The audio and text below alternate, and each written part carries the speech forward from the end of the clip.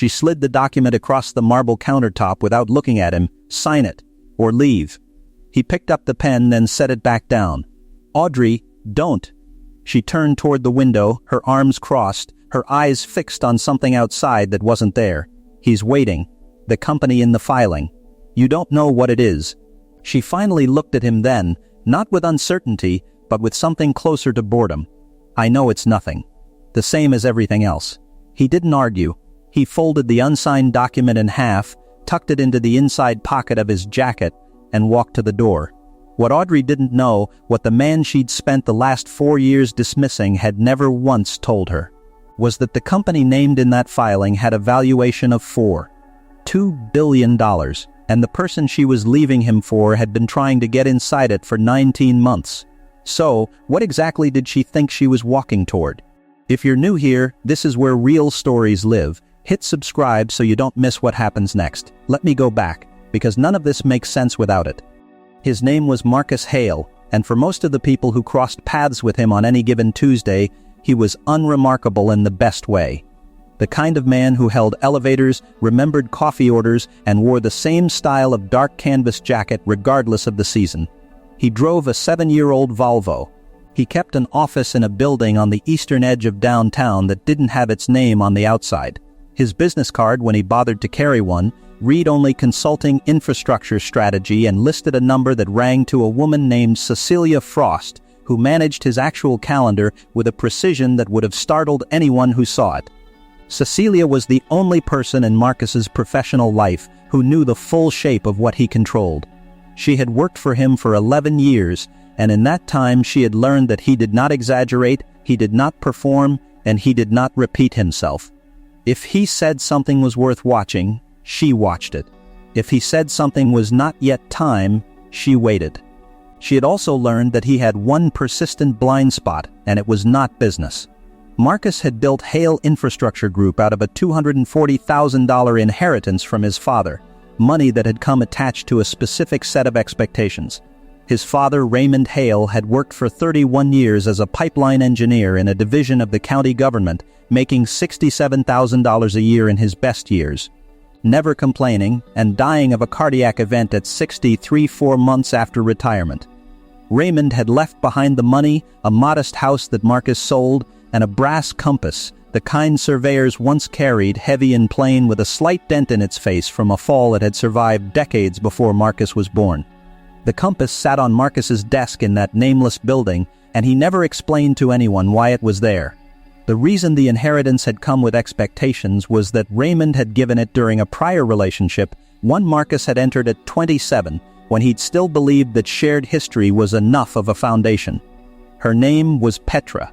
She was articulate, driven, and had managed inside 14 months to convince Marcus to co-sign on a joint venture that absorbed $190,000 of his inheritance before she dissolved the arrangement and transferred the remaining assets into a holding entity under her sister's name. By the time Marcus's attorney understood what had happened, Petra was 3 states away, and the money was several layers deep in a structure that would have cost more to unwind than it was worth. He did not pursue it. He took the remaining $50,000, added a small line of credit, and began again. This time under a structure no one else could access or even fully read from the outside. He kept the life he showed the world deliberately modest. He drove the Volvo. He wore the canvas jackets. He let people assume. Over the following 11 years, through infrastructure contracts, strategic land acquisitions in 3 states, and a pair of logistics partnerships that generated returns he still described to Cecilia as fortunate timing, Hale Infrastructure Group became the kind of entity that other entities paid premium legal fees to understand. He met Audrey Wren at a fundraiser for a public library renovation project. She was there representing the architecture firm that had won the design contract. She was 31, lively in a way that felt genuine rather than practiced. And she made a joke about brutalist design that was actually funny, which Marcus noted because he had not laughed at anything unrehearsed in several months. They talked for 40 minutes beside a table of unattended appetizers. She did not ask what he did beyond the vague answer he gave, and he found that interesting. Most people pressed. She didn't. They dated for 8 months before he proposed. She said yes before he finished the sentence. At the time he understood that as enthusiasm.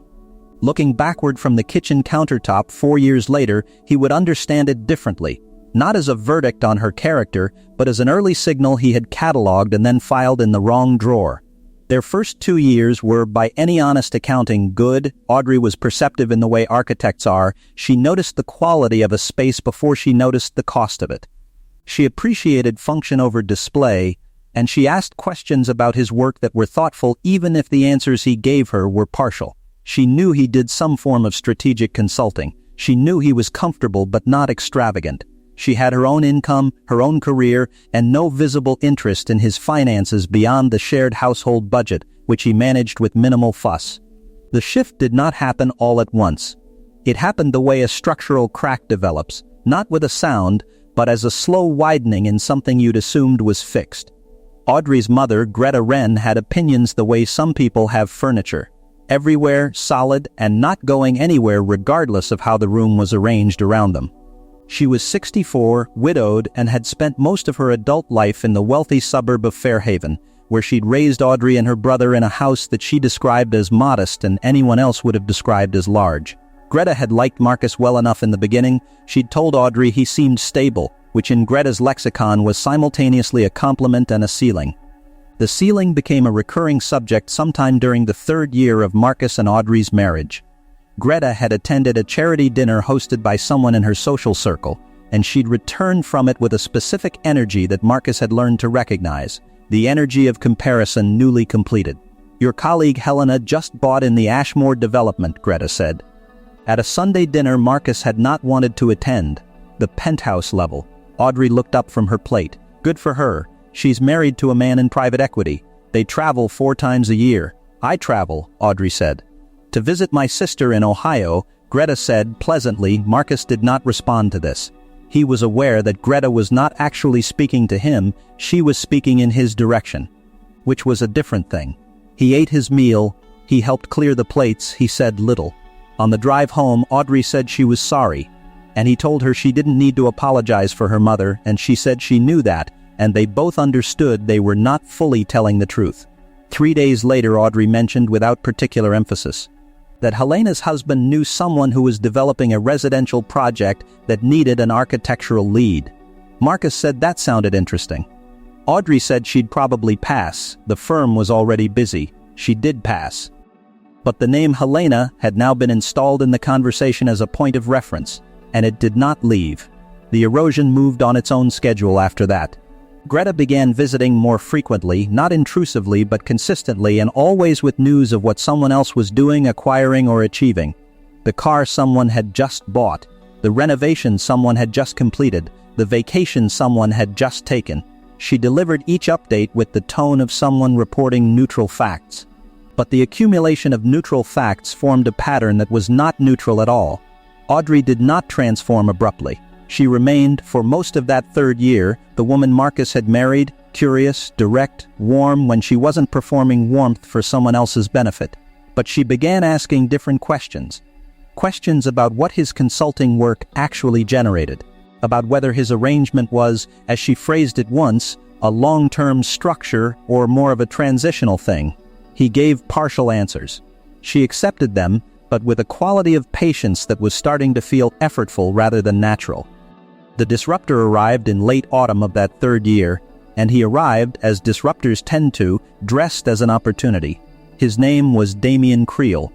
He was 41, and he had the kind of face that photographed well in the specific way that social media rewarded. Good jaw, expressive eyes, the kind of ease in a fitted suit that suggested the suit had always been there and the man had simply grown into it. He had made, according to his own telling, and several profiles in regional business publications. A first fortune in commercial real estate, a second in hospitality, and was currently building something in logistics infrastructure that he described as still private but significant. He drove a dark green Bentley Continental that he referred to as the sensible one, and he had, in the first conversation Marcus ever witnessed him have with Audrey's firm's senior partner, mentioned a yacht that he was having refitted in Barcelona as if the sentence were equivalent to mentioning an errand. Damien had come to the architectural firm as a prospective client, a mixed-use development project, serious square footage, a real budget. Audrey was assigned as project lead. This was a professional assignment, made by her manager for legitimate reasons. And Marcus acknowledged that then, and would acknowledge it later. What he noted, without comment, was the frequency with which Damien's project required meetings that extended past business hours, and the shift in Audrey's energy on evenings after those meetings, a brightness that was slightly different from her work, tired brightness, slightly louder, slightly directed outward instead of inward. Greta, when she learned that Audrey was working with Damien Creel, exhibited a specific quality of attention that Marcus had never seen her apply to any of his own work. She looked the man up. She mentioned his name at subsequent Sunday dinners with a casual precision that suggested she had thought about the right moment to introduce it.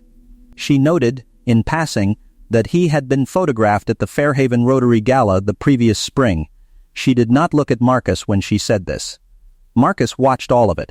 He drove the Volvo, he wore the canvas jackets, he kept the compass on his desk in the nameless building and said very little.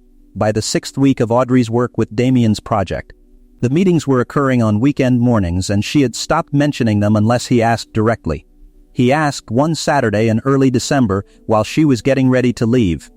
She was standing at the mirror in the hallway, adjusting her scarf, and he asked if the project was running ahead of schedule or behind. She said ahead. He said that was good. She left. He stood in the hallway for a moment after the door closed. He did not feel what people typically describe when they narrate this beat of a story. What he felt was more precise than that, a recognition that something he had chosen to file in the wrong drawer now needed to be removed and examined properly. He went to his study. He sat at his desk. He set his hand on the brass compass without picking it up, the dented face of it solid under his palm. He thought about his father, who had spent 31 years building something no one could see and died 4 months after the world finally acknowledged it was finished. He decided not to confront anything yet. He decided, instead, to understand the full shape of what he was looking at before he said a single word. That decision would take 11 more days and require a conversation with Cecilia Frost that neither of them would ever fully describe to anyone else. It was Cecilia who first noticed the overlap, because Cecilia noticed most things before Marcus did, and then waited to see if he would get there himself. She called him on a Wednesday morning, not to his cell, which she used for personal emergencies only, but to the office line, which meant she had been at the building before he arrived and had already been thinking. "There's something you should see," she said, "not urgent. But today." He drove to the building. She had printed 3 documents and set them in a single manila folder on the desk beside the compass. She did not explain them. He opened the folder. The first document was a public business registry filing for a company called Creel Meridian Partners, LLC, registered in the state of Delaware 11 months prior. The second was a summary Cecilia had pulled from a professional database.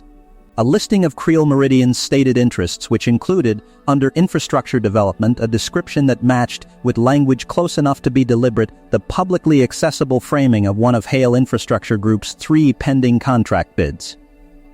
The third document was a photograph, pulled from a professional networking platform, of Damien Creel standing beside a man named Foster UN, who was, Marcus recognized immediately, the deputy director of the municipal authority overseeing the bid process for all 3 of those contracts. He set the folder down without closing it. He already knew what the combination of those 3 things meant. It meant Damien Creel was not primarily interested in Audrey's architecture firm.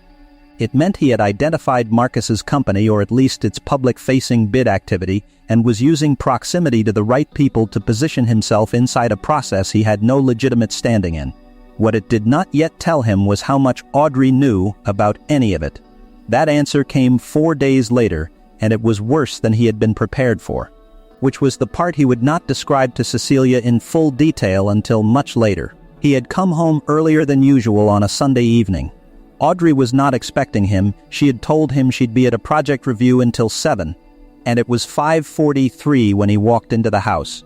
She was in the kitchen. She was on her phone, and she did not hear him come in because she was not listening for him. She ended the call when she saw him, quickly, but not frantically, which told him it wasn't the first time she'd managed this particular type of moment. He said nothing about the call. He set down his bag. He asked if she'd eaten. She said she'd grabbed something. He said he'd cook. He made pasta. They ate. She was pleasant and slightly distracted, and he was composed in the way that had always frustrated her, because she could never tell from his composure what was underneath it. He waited until after she'd gone to bed. Then he went to the study and opened his laptop. He had, for legal purposes that Cecilia had established years earlier, monitoring access to the shared household financial accounts. He had never used it as surveillance. He used it now, because the combination of Damien Creel's name on a business filing and the expression on Audrey's face when she ended the call had moved the situation out of the category of suspicion and into the category of due diligence. What he found in the household accounts was not dramatic. It was, in its own way, worse than dramatic. It was methodical. Over the preceding 9 weeks, Audrey had transferred a total of $34,700 from their joint savings into a personal account he had not been informed existed. The transfers were sized to avoid flagging, $3,800 here, $4,200 there, never enough in any single month to draw attention in a routine scan. The timing of the transfers corresponded, within a margin of 3 to 5 days, to the dates of Audrey's extended project meetings with Damien Creel's development team. He also found on the shared desktop they both used for household documents a folder he had never noticed because it was nested 3 levels deep inside a folder labeled Tax Reference. Inside it was a partially completed draft of a separation agreement, not one Audrey had generated herself, but one with formatting he recognized as standard legal template with specific figures filled in by hand in the PDF fields. The figure she had listed for his estimated total assets was $480,000. The actual figure, across all entities Cecilia managed, was closer to $2 billion. He closed the laptop. He sat in the dark office for 7 minutes. He checked his watch when he sat down, and again when he stood up, because the habit of measuring things had been with him since Raymond had first taught him to read a compass and told him that you cannot navigate without knowing where you started. He picked up the brass instrument from the desk, held it for a moment, then set it back down exactly where it had been. He sent Cecilia a message, "Call me at 7 a.m. Full conversation. He did not sleep well, but he slept. Cecilia arrived at the building at 6:47. She had, Marcus knew, already been working for at least an hour before the call, because when she sat down across from him at 7, she had a second folder, thicker than the first. And she had the specific quality of stillness that meant she had already worked through her initial reaction and was operating from the far side of it. "Tell me what you found," he said. She opened the folder and walked him through it piece by piece, the way she always did, not with commentary, just sequentially, letting each document speak before moving to the next. She had engaged a forensic financial analyst the previous afternoon, someone she had used twice before on matters she described to Marcus as structurally similar. The analyst's preliminary report took up 11 pages. Cecilia summarized it in 4 minutes. Damien Creel had been positioning for access to Hale Infrastructure Group's pending municipal contracts for at least 14 months. His actual financial position was not what the business profiles suggested. Creel Meridian Partners had $1 million in assets against $4 million in liabilities, most of it in deferred interest on a commercial real estate acquisition that had underperformed by a factor of 3. The yacht in Barcelona was real but was listed as collateral on a personal loan. The Bentley was leased. The separation agreement Audrey had been drafting listed Marcus's assets at $480,000. Creel Meridian's own internal records, obtained through a legal process Cecilia did not fully explain and Marcus did not ask her to, reflected a projected acquisition target of an entity they described only as HIG, with an estimated leverage value of $1 billion. He was not the man Audrey was leaving. He was the access point she was unknowingly delivering to a man who needed it to survive. "Does she know?" he asked. Cecilia considered the question with appropriate seriousness. "I believe she knows she's leaving you," she said. "I don't think she has any idea what for." He sat with that for a long moment. The fluorescent light above the document printer hummed at its usual low frequency. The compass sat on the desk.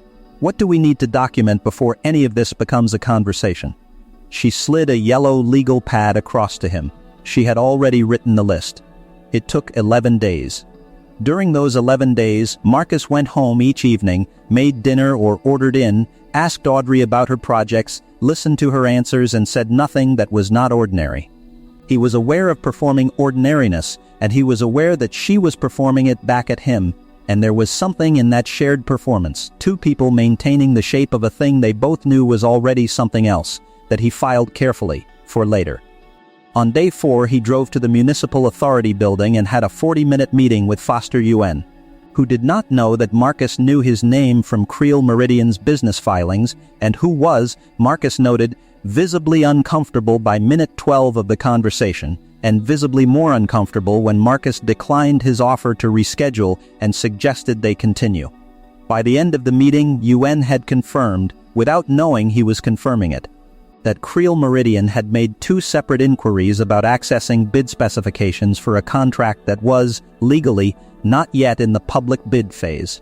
On day 7, Cecilia's forensic analyst delivered his full report, 43 pages with exhibits. The exhibits included 3 emails retrieved through legal discovery that Marcus's attorney, a measured man named Patrick Lord, described as sufficient. On day 9, Audrey told Marcus, over dinner, that she had been thinking about the future of the marriage and that she wanted to have a serious conversation about next steps. She said this in the careful, pre-rehearsed way that suggested she had been planning the sentence for longer than the dinner. He told her he thought that was a reasonable thing to want to discuss. He told her he'd like to have that conversation at the Fairhaven Metropolitan Gala the following Saturday, that he had 2 tickets he'd been holding, that it might be easier in a public setting, and that several people they both knew would be there. She agreed, with the faint confusion of someone who had expected to conduct the departure on her own terms and now found the timeline slightly adjusted. He chose the gala deliberately. He had been scheduled to attend it for months. Damien Creel had also confirmed his attendance. Cecilia had verified this through the event's catering coordinator, who was a professional acquaintance. And Greta Wren, because her social orbit placed her at every event in Fairhaven of this particular scale, would be there with 2 of her oldest friends. He was tempted, on day 10, to call Audrey and end the whole thing quietly, without the gala, without the public geometry of it. He sat with the temptation for a full evening, long enough to understand it clearly. The temptation was not about mercy. It was about his own discomfort with spectacle, which was a preference and not a principle. Damien Creel had spent 19 months engineering access to something that belonged to other people, using Marcus's wife as the mechanism, and was currently positioned to use that access in a way that would affect the lives of at least 600 workers employed across Hale Infrastructure Group's 3 active projects. That was the number that mattered. That was the number Cecilia had written at the top of the legal pad on the morning they'd made the list. He let the temptation pass. He went to bed. He set the alarm for 6. Patrick Lord filed the first of 3 legal motions the following morning. The Fairhaven Metropolitan Gala was held every year in the ballroom of the Fairhaven Grand, a room with high coffered ceilings, crystal chandeliers on dimmer switches that nobody ever fully dimmed, and round tables that seated 12 and were covered in white linen that cost more to launder than most restaurant tablecloths cost to buy. It was attended by approximately 300 people, of whom roughly 40 genuinely wanted to be there, and the rest came because their presence or absence at events like this was itself a data point people tracked. Marcus arrived at 7:15, which was 15 minutes early, because he had specifically arranged to be seated at a table near the northeast corner of the room, where the acoustics were good and the sight lines to the main entrance were unobstructed. Cecilia was already there. She was wearing a dark navy dress that she had picked because it was professional without being invisible. And she had her phone face down on the tablecloth beside her wine glass because she was already done with it for the evening. She had also arranged, through a contact at the gala's organizing committee, for 2 additional seats at a table adjacent to theirs, seats that would, by the time the room filled in, be occupied by Patrick Lord and a woman named Susan Carver, who was a senior investigator with the city's Financial Oversight Division and who had, 3 days prior, opened a formal inquiry into Creel Meridian Partners ALC.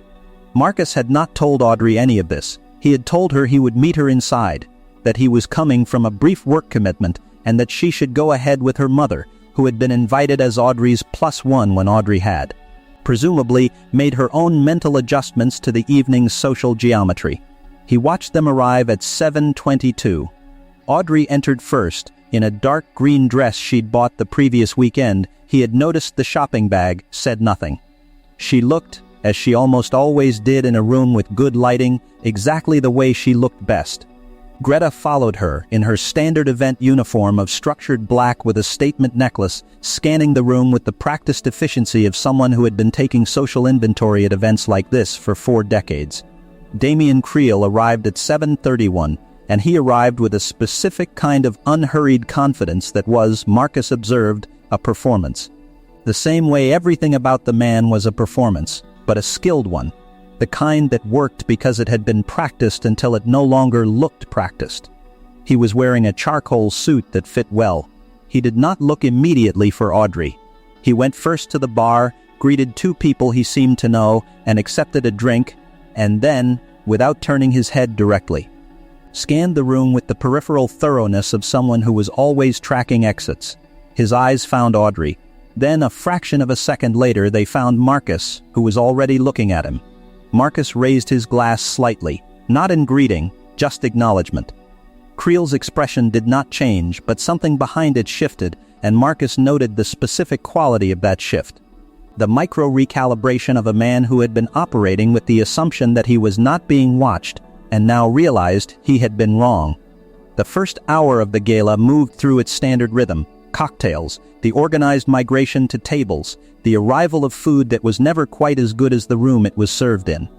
Marcus spoke to 3 people he knew professionally, said nothing memorable to any of them, and ate his meal with the calm attention of a man who had nowhere else to be and nothing to prove by hurrying. Audrey came to the table at 8:40 as he had expected. She sat down next to him with the careful brightness of someone managing 2 things simultaneously: the social surface of the event and the interior mechanics of the conversation she had promised herself she would have before the evening was over. "You seem relaxed," she said. "I am," he said. "Marcus," she set her hand on the tablecloth, not quite reaching his. "I'd like to, I think we should, I know," he said.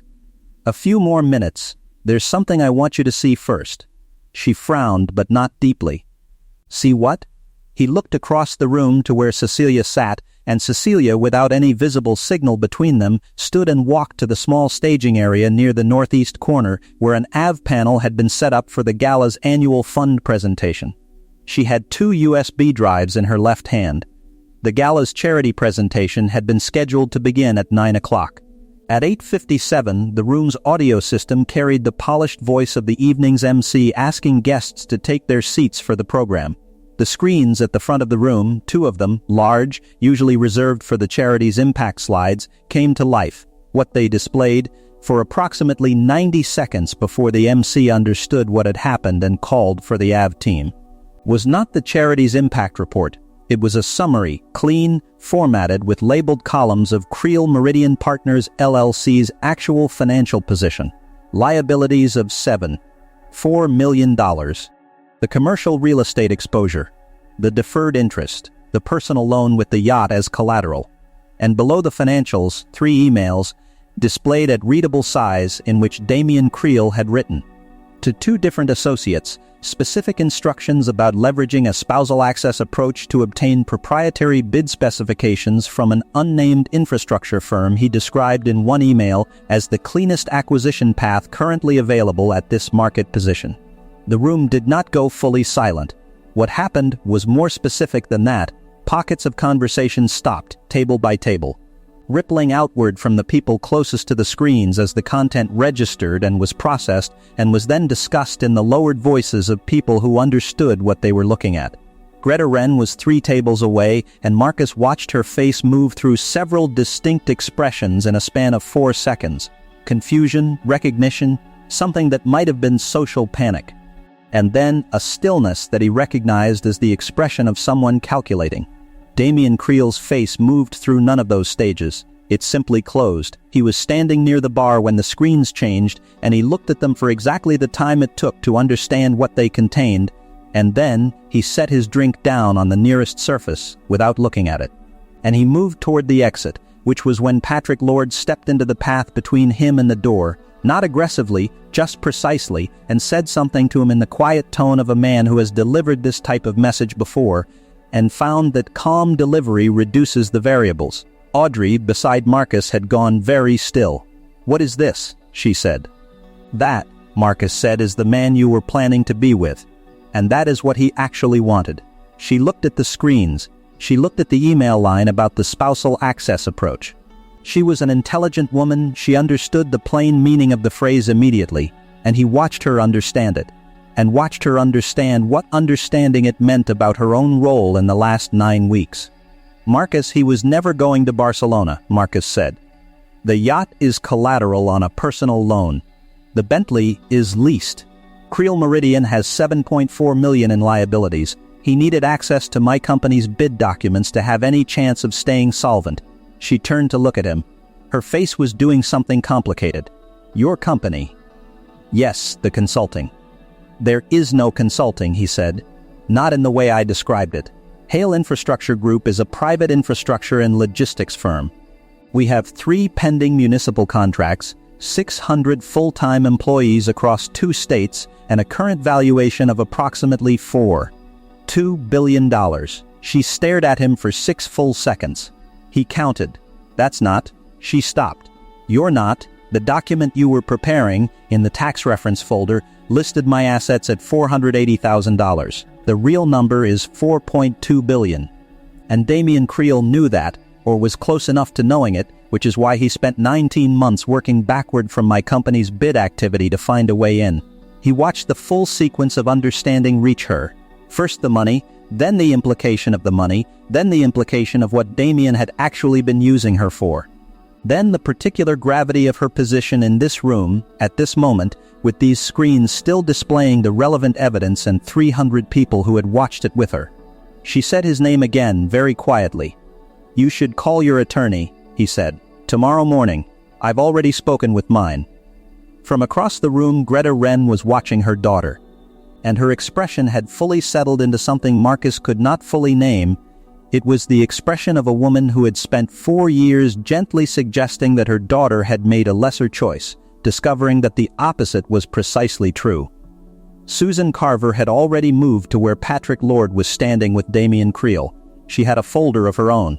Damian Creel was escorted from the gala at 9:14 by 2 individuals from the Financial Oversight Division who had been present in the building, not in the ballroom, but in an adjacent corridor, since 8:30, because Susan Carver had been operating on the anticipation that the evening would develop as it did. He was not arrested at the gala.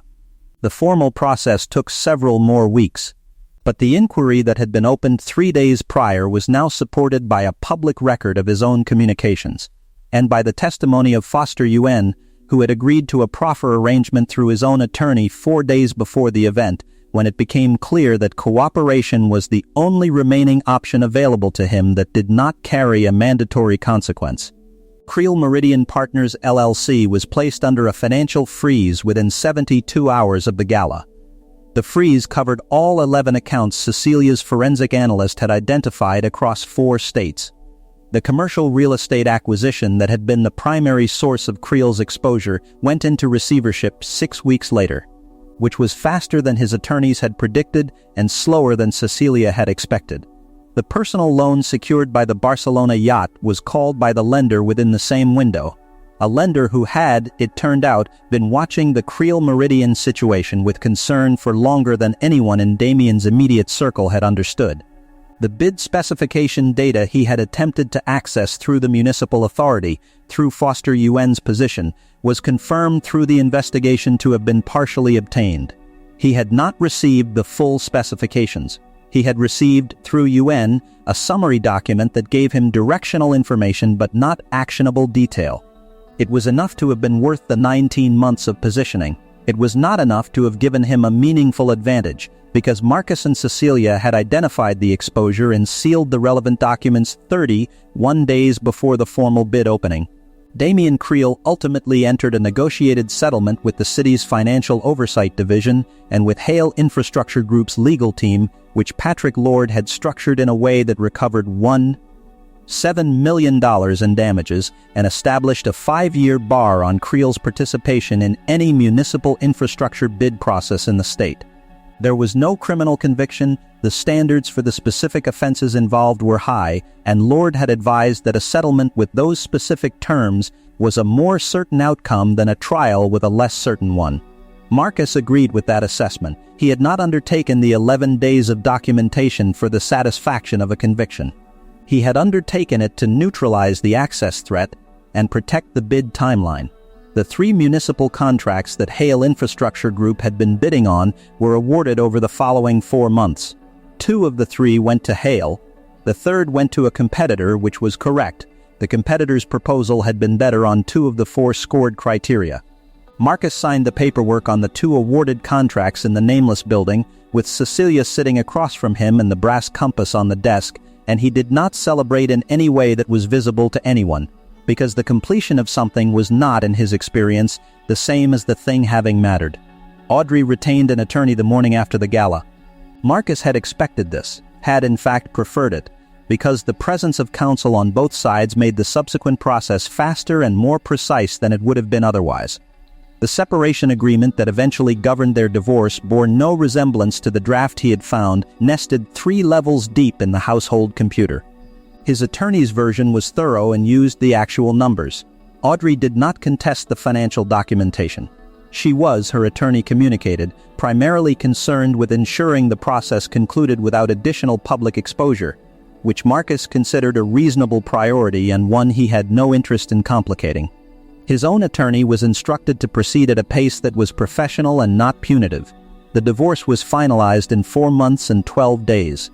He did not speak to Audrey directly after the gala for 6 weeks. The first time he did, it was a brief phone call, 3 minutes, 40 seconds, because he checked to confirm a logistics detail about the house. She asked at the end of the call a question she had clearly been holding for some time. "Did you know the whole time? From the beginning?" "No," he said. "I suspected earlier than I investigated. I investigated when I had enough to know I wasn't wrong." She was quiet for a moment. "I didn't know what he actually wanted." "I know," he said. "I know you didn't." Another pause. "The 4.2 billion, she said. "How long?" 11 years. She made a sound that was not quite a laugh and not quite anything else. "You drove a Volvo. It's a reliable car," he said. She hung up. He thought that was probably the right place to end it. Greta Wren did not call him. He had not expected her to, but he had briefly, in the week after the gala, imagined what that call might contain. And the imagining had told him something about himself that he filed carefully, specifically, that the part of him that still wanted Greta to understand she had been wrong was a part he recognized as not worth feeding. He let it go. He was not perfect at letting it go, but he was practiced at not acting on the parts of himself that he preferred to outgrow. The thing he chose not to do was perhaps more important than anything he actually did. Patrick Lord had advised him during the quiet investigation phase that there were several additional avenues available: civil filings against Audrey for the $34,700 in transferred funds, a complaint to the State Architectural Licensing Board regarding Audrey's professional conduct during the Creel Meridian engagement, and a deeper forensic audit of the municipal authority's general practices that would have exposed several individuals beyond Foster Ewan. All of these were legally available. Lord had presented them without recommendation, because that was his discipline. Marcus declined each of them, and he did so with the same reasoning. Stated clearly in a single sentence during the meeting where Lord presented the options, 600 people's jobs depend on my company remaining focused on what it builds rather than on what it can destroy. He meant it when he said it. He also understood after saying it that the reason he meant it was not purely strategic. It was something his father had modeled without ever articulating, the understanding that the scope of what you go after says as much about who you are as the fact of going after it. Raymond Hale had spent 31 years building infrastructure for a county that paid him $67,000 a year and gave him a modest pension and a retirement that lasted 4 months. He had never, in Marcus's memory, spoken with bitterness about the gap between what he gave and what he received. Marcus had not always understood that. He was starting to. He did not return to the gala venue after that evening. He did not read the coverage there was some in a local business journal and a regional real estate publication. And he did not respond to the interview request that came through Cecilia 3 weeks after the event. He told her to decline it politely. She did. The employees whose positions had been at risk during the bid period, all 600 of them spread across job sites in 2 states, were not told the details of what had nearly intersected with their livelihoods. Marcus did not think they needed to know, and he did not think knowing would have helped them. What they needed was for the contracts to be awarded and for the work to continue. That was what happened. He moved out of the house he and Audrey had shared and into a smaller place. 2 bedrooms, a study, a kitchen that faced east and got good morning light. It was not a dramatic downsizing. The house had been chosen for 2 people and he was now 1, and the math of that was simple.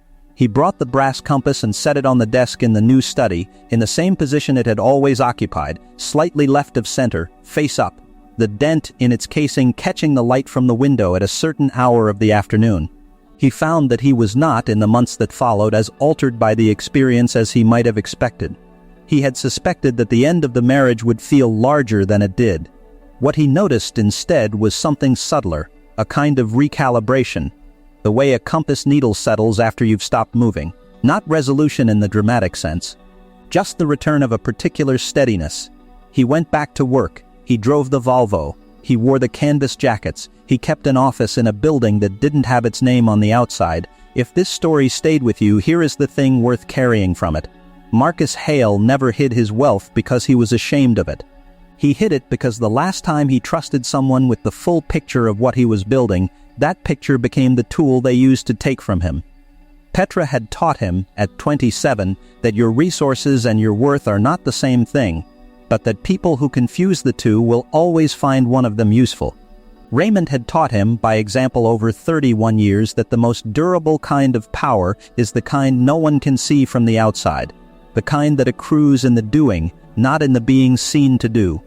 The brass compass on Marcus's desk is still there. He has carried it, not literally, but in the way that certain inherited objects become part of how you think, through 11 years of building. 4 years of a marriage, 11 days of documentation, 1 public gala, and a divorce that concluded in 4 months and 12 days. It doesn't point to anything specific. That's not what compasses are for. They tell you which way is which, and they let you decide from there. The lesson he took from all of it wasn't about money. It wasn't even, fully, about betrayal. It was about the difference between the life you perform and the life you're actually living, and whether the gap between those 2 things is protecting you or slowly eroding you. For Marcus, the gap had been a deliberate choice with a practical reason behind it. What it had also been, without his fully choosing it, was a wall that kept him from being fully known.